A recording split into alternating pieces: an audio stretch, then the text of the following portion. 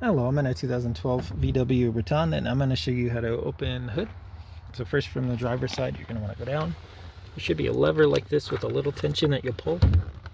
Usually you hear a pop sound, which maybe you heard, which unlocks the safety. Yeah, under here you should see like a cable here with a little tightness. If that's not there, you got an issue with that to address.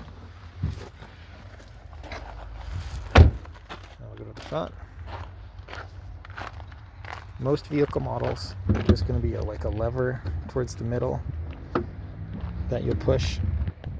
So this one I'm pushing this way and lifting.